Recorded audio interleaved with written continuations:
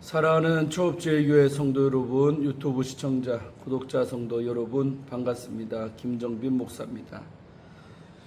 간밤에도 평안히 잘 주무셨습니까? 오늘은 2026년 7월 25일 토요일 아침입니다. 오늘도 복된 토요일 되시기를 주의 이름으로 축원드립니다.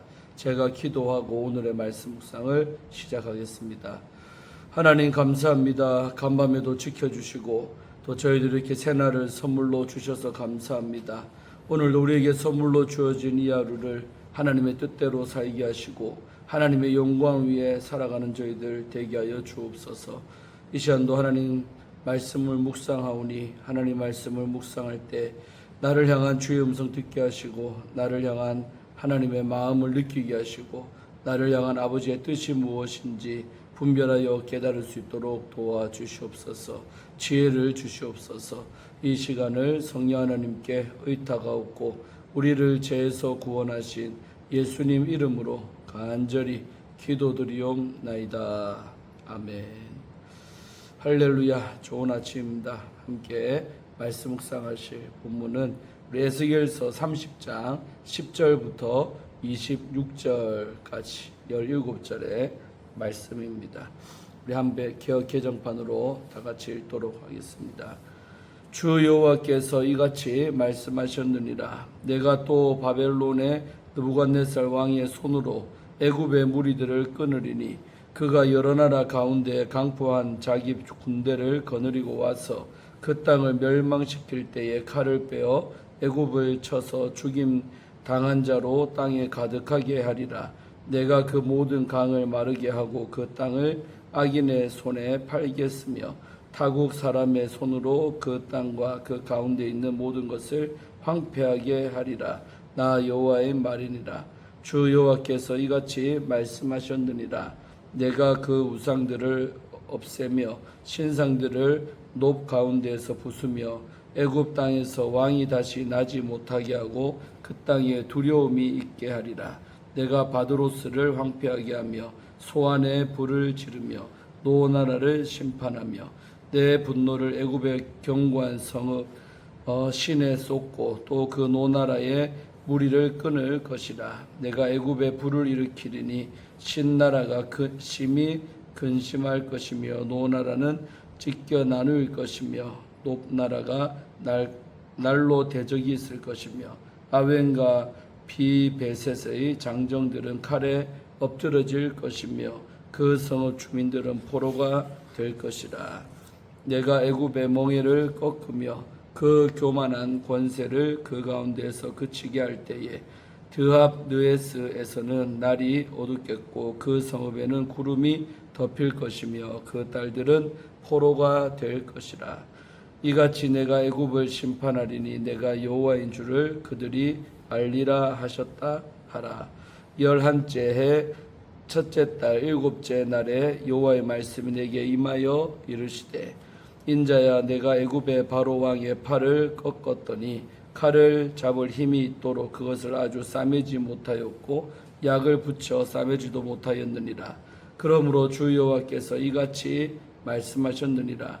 내가 애굽의 바로 왕을 대적하여 그 두 팔 곧 성한 팔과 이미 꺾인 팔을 꺾어서 칼이 그 손에서 떨어지게 하고 애굽 사람을 문나라 가운데로 흩으며 뭇백성 가운데로 해칠지라. 내가 바로 바벨론 왕의 팔을 견고하게 하고 내 칼을 그 손에 넘겨주려니와 내가 바로의 팔을 꺾으리니 그가 바벨론 왕 앞에서 고통하기를 죽게 상한 자의 고통하듯 하리라. 내가 바벨론 왕의 팔은 들어주고 바로의 팔은 내려드릴 것이라. 내가 내 칼을 바벨론 왕의 손에 넘기고 그를 들어 애굽 땅을 치게 하리니 내가 여호와인 줄을 그들이 알리라. 내가 애굽 사람을 나라들 가운데 흩으며 백성들 가운데로 해치리니 내가 여호와인 줄을 그들이 알리라. 아멘. 오늘도 먼저 본문 말씀을 주의할 때 은혜 받으시기를 바랍니다. 자, 오늘 10절부터 12절 석절의 말씀은 느부갓네살을 통한 애굽 심판이 주된 내용이죠. 10절에서 하나님은 바벨론 왕 느부갓네살을 직접 지명해서 애굽의 무리들을 끊으리라고 선언하십니다. 여기서 무리는 애굽이 자랑하던 군사적인 역량과 또 행정 조직 그리고 국가를 유지하는 응집력 전체를 포함하는 말로 이해할 수가 있습니다. 하나님이 느부갓네살의 이름을 직접 거명하시는 것은 국제 정세가 당신의 주권 아래 있음을 선언하시는 행위입니다. 바벨론 군대는 여러 나라 가운데 강포한 군대로 묘사가 됩니다. 바벨론은 실제로 잔인하고 폭력적 제국이었지만 이렇게 악한 제국조차 하나님의 심판 도구로 사용될 수가 있습니다. 하나님은 거룩하심이 악을 기뻐하지 않으시지만 동시에 인간의 악과 제국의 폭력까지 당신의 공의로운 목적 아래 제한적으로 사용하시는 주권자이십니다. 12절에서 여호와께서는 모든 강을 마르게 하고 그 땅을 악인의 손에 팔며 타국 사람의 손으로 황폐하게 하겠다라고 선언을 하십니다. 나일강은 애굽 문명의 심장이자 생명줄이었습니다. 그러므로 강이 마른다는 것은 단순한 자연재해 차원을 넘어서 애굽의 경제와 종교, 정체성과 자부심 전체가 흔들리는 사건을 상징합니다. 특히 이것은 바로가 이 강은 내 것이라고 주장했던 교만에 대한 직접 응답으로 이해할 수가 있습니다. 애굽 왕은 나일강을 자기 힘의 근원으로 여겼지만 하나님은 그 강마저 당신의 손 안에 있음을 드러내십니다. 다음으로 우리 13절, 14절 두 절은 우상과 종교 중심지의 파괴가 나옵니다. 13절에서 하나님은 애굽의 주요 거점들을 나열하며 심판이 예외 없이 모든 지역에 임할 것을 선포하십니다. 먼저 애굽의 근본 죄인 우상을 섬기는 지역들이 언급이 됩니다. 노, 바로 멤피스, 오늘날 멤피스인데 노은 창조의 신인 푸타를 섬기던 중심지였습니다. 하나님이 이 지역의 우상들을 멸하시고 신상들을 끊어버리시겠다고 하신 말씀은 단순한 도시 파괴가 아니라 애굽의 종교적인 질서와 영적 기반 전체가 붕괴되는 사건을 뜻합니다. 또한 하나님은 애굽 땅에 다시는 지도자가 나오게 않게 하신다고 선언하십니다. 이는 애굽이 더 이상 이전과 같은 자주적인 권위와 안정된 통치 구조를 유지하지 못하게 될 것을 뜻하는 겁니다. 왕권이 약화되면 백성은 두려움에 사로잡히고 국가는 질서를 잃습니다. 14절에서 바드로스, 상이집트죠. 그다음에 소안, 힉소스 왕조의 수도 바로 아바리스 곧 타니스를 말하고 그 다음에 노, 테베죠. 테베, 노. 이 노가 차례로 심판을 받습니다. 내륙과 남부, 북부가 연쇄적으로 받는 타격에 대한 묘사는 심판이 국가적인 사건이 아닌 전국적으로 붕괴되는 재난임을 강조하는 것입니다. 다음으로 우리 15절, 16절 이 두 절의 말씀은 하나님의 진노가 성읍들에 임하는 것이 주된 내용이죠. 15절에서 하나님은 애굽의 견고한 성읍 신의 분노를 쏟고 또 노나라의 무리를 끊겠다고 선언하십니다. 우리 신은 펠루시옴인데 이 신은 나일 삼각조 북동쪽에 위치한 고대 애굽의 바로 요새입니다. 이 방어 기지가 여호와의 분노 앞에서는 방패가 되지 못한다는 것입니다. 16절에서 애굽에 불을 일으켜 신나라를 근심하게 하고 놈나라는 날로 대적이 있을 것이라는 선언이 이어집니다. 이때 내가라는 주어가 반복됨으로써 모든 사건의 주체가 바로 여호와이시며 애굽의 몰락이 단순한 국제 정치의 결과가 아님이 분명히 확인됩니다. 다음으로 우리 17절, 18절 두 절의 말씀은 청년층의 몰락과 도시의 쇠락이 나옵니다. 17절에서 바로 아웬, 헬리오폴리스죠. 아웬과 비베셋, 우리 부바스토스의 청년들이 칼에 엎드러지고 포로가 되는 장면이 묘사됩니다. 국가의 미래를 상징하는 청년층이 심판의 첫 희생자가 되는 것은 단순한 세대 교체의 문제가 아니라 나라의 지속 가능성 자체가 끊어지는 재난을 보여줍니다. 바로 드함네헤스, 다바네스에서는 애굽의 권세가 꺾입니다. 18절에 나오죠. 날이 어둡고 구름이 덮인다라는 묘사는 하나님의 임박한 심판을 드러내는 언어로 가능합니다. 애굽의 멍에를 꺾으며 그 교만한 권세를 그치게 한다는 진술에서 바로 이 어두움, 단절, 수치의 이미지가 겹치며 도시의 쇠락이 묘사가 됩니다. 다음으로 우리 19절 한 절은 이 단락의 결론입니다. 심판의 계시적인 목적이 무엇인가가 나오죠. 내가 애굽을 심판하리니라는 선언으로 첫째 단락이 닫힙니다. 마지막에 다시 내가 여호와인 줄 그들이 알리라는 바로 인식 공식이 반복되며 심판의 목적이 계심을 드러냅니다. 화려한 도시들의 멸망은 열방이 여호와를 알게 되는 수단이 됩니다. 다음으로 20절에서 23절 넉절은 바로의 꺾인 팔이 나오고 있죠. 예언의 시기는 11째 해 첫째 달 7째 달로 바로 BC 587년 4월 달입니다. 이 시점은 바로가 느부갓네살과의 교전에서 치명적인 패배를 입은 직후입니다. 21절에서 바로의 팔이 이미 꺾였으나 제대로 싸매이지 못했다라고 선언합니다. 팔은 바로 군사적 정치적인 권위를 상징하는 이미지입니다. 하나님은 바로 왕을 대적하여 성한 팔과 이미 꺾인 팔을 모두 꺾겠다라고 선언을 하십니다. 남아있던 마지막 힘마저 제거하시겠다는 것이지요. 23절에서 하나님은 애굽 사람들을 여러 나라 가운데로 흩으리라고 선포하시며 추방과 분노의 심판을 더하십니다. 마지막으로 24절, 25절, 26절 석절은 바로 바벨론의 강한 팔과 애굽의 몰락이 나옵니다. 24절에서 하나님은 바벨론 왕의 이 팔을 강하게 하시고 당신의 칼을 그의 손에 넘기십니다. 동시에 바로의 팔을 부러뜨리십니다. 바로의 고통은 죽을 만큼 상한 자의 고통과 같다고 묘사됩니다. 이 극적인 대조는 힘의 전환이 바로 이 인간의 능력이 아니라 여호와의 주권적 행위에 달려 있음을 명확히 합니다. 여호와께서는 바로 바벨론 왕의 팔을 들어주고 바로의 팔을 내려뜨리며 또 칼을 바벨론 왕의 손에 넘겨 애굽 땅을 치게 하십니다. 25절이죠. 열방이 여호와를 알게 하기 위해서입니다. 26절은 다시 한번 애굽 사람들의 추방과 분산을 선언합니다. 파괴와 흩어짐으로 끝나는 것처럼 보이지만 이 모든 일을 통해 열방이 하나님을 알게 된다는 계시적 목적이 본문 전체를 관통합니다.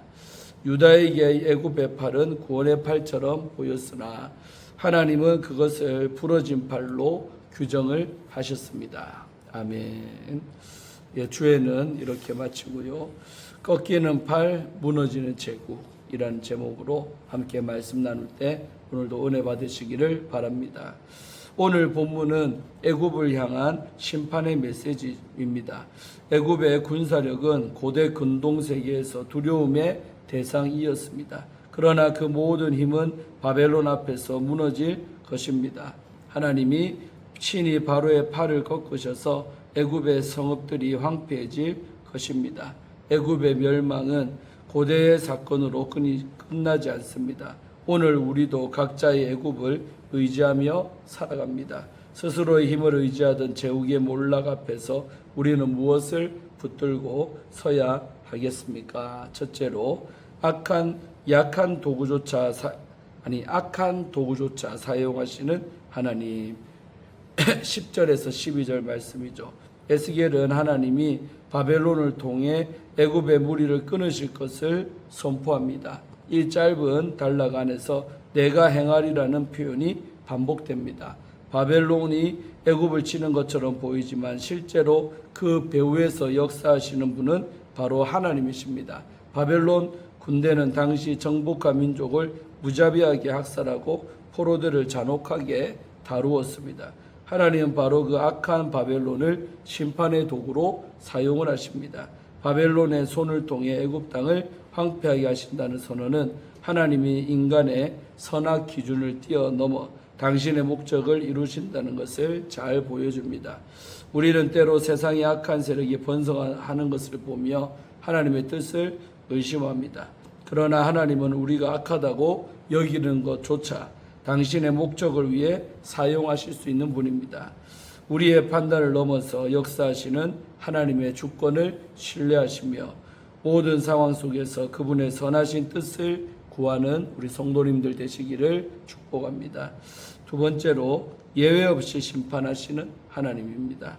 13절부터 19절 말씀 중심으로 보시면 에스겔은 애굽의 주요 성읍들을 하나씩 나열을 하며 모두 심판을 받을 것이라고 선포합니다. 높, 바드로스, 소안, 아웬, 비베셋, 또 드합느에스까지 애굽의 북쪽 끝에서 남쪽 끝까지 어느 한 도시도 예외가 없습니다. 이 도시들은 각각 애굽의 정치, 종교, 또 경제의 중심지였습니다. 그러나 정치적으로 중요하다고, 종교적으로 신성하다고, 경제적으로 부유하다고 예외가 될 수는 없습니다. 우리도 때로 특별한 위치나 역할이 우리를 안전하게 지켜줄 것이라고 착각을 하지요.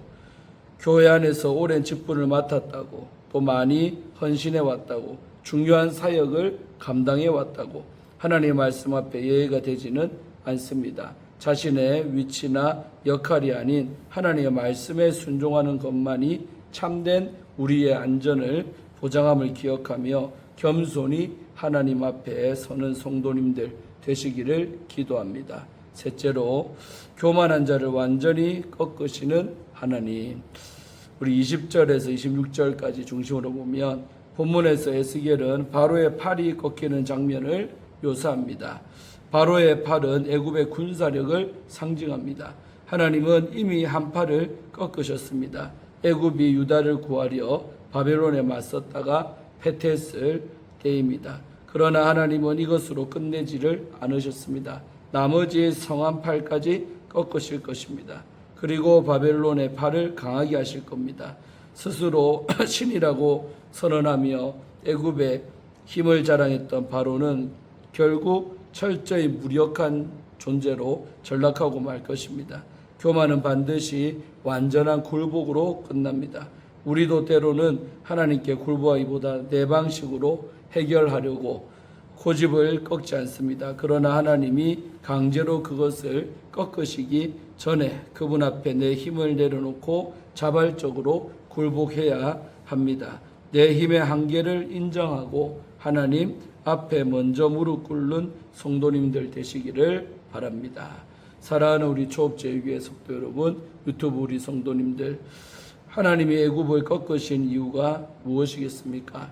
바로가 자신을 신격화하고 그런 그를 유다가 의지했기 때문입니다. 심판의 주권자이시고 역사의 배후에서 일하시는 하나님은 당신의 영광을 어떤 누구에게도 빼앗기지 않는 분이십니다. 세상의 질서와 힘의 논리에 따라 살지 않고 이 모든 일이 진짜 주인이신 하나님 한 분만 붙들며 사시기를 주의 이름으로 축복합니다. 아멘. 마지막으로 우리 이규현 목사님이 쓰신 끝내 이기게 하십니다 라는 책의 일부분을 읽어드리고 마치려고 합니다.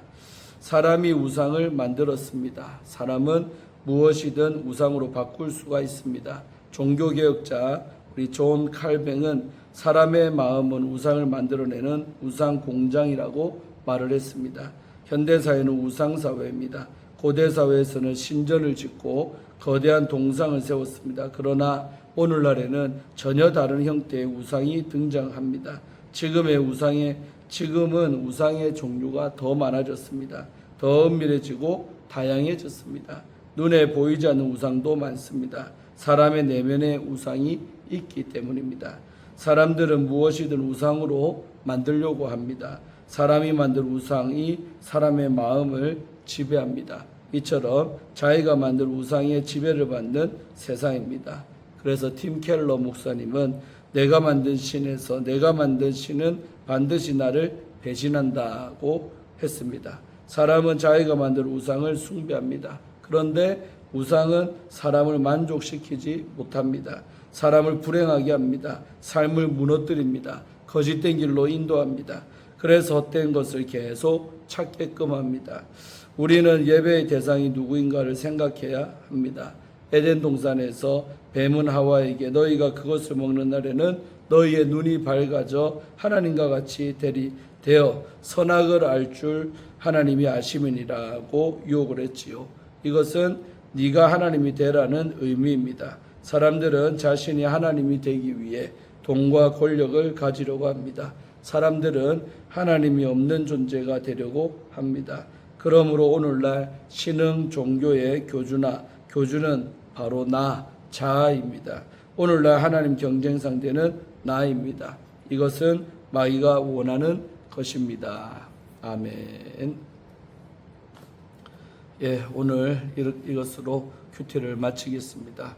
정말 오늘 애굽이 철저하게 파괴되고 심판받는 무시무시한 그런 본문을 우리가 보았습니다. 그래서 역사의 주관자는 하나님이시고 하나님이 악한 제국이었던 바벨론을 그렇게 심판의 도구로 쓰셨다는 거지요. 그래서 오늘날 우리가 이 세상에 벌어지고 있는 모든 전쟁과 안타까운 것들도 다 하나님의 주권 아래 일어나는 일임을 깨닫고 그 속에서 하나님의 뜻을 발견하고 또 우리들도 더욱더 겸손하게 정말 하나님을 경외하며 그 말씀 앞에 순종하며 살아가는 것만이 최고로 잘 사는 인생인 것을 깨달으시기를 축원합니다. 기도하고 마치겠습니다. 하나님 감사합니다. 오늘도 이 에스겔서 말씀을 통해 참으로 은혜를 받습니다. 또 무섭습니다. 참으로 애굽이 강대한 나라였지만 바벨론 제국에 의해서 철저하게 짓밟히는 것을 말씀합니다. 그 배후에는 바로 우리 하나님이 바벨론 제국을 쓰셨다고 합니다. 아버지 하나님, 우리도 정말 역사의 주관자 되시는 하나님을 경외하게 하시고 또 하나님을 두려워하게 하시고 또 하나님의 뜻 앞에 복종하며 순종하며 또 이해가 되지 않은 것 앞에서도 무조건 순종할 수 있도록 도와주시옵소서. 시간이 지나면 그 뜻들을 반드시 알게 될 줄로 믿습니다. 아버지 하나님, 오늘 이 하루도 하나님 말씀 앞에 순종하는 토요일 되게 하시고 또 내일 주일입니다. 주일을 잘 준비하는 오늘 토요일 되게 하여 주옵소서. 감사드리옵고 예수님 이름으로 간절히 축복하며 기도하옵나이다. 아멘. 할렐루야. 오늘도 좋은 토요일 되시기 바랍니다. 내일 아침에 주일 아침에 큐티로 또 함께 만나겠습니다. 샬롬.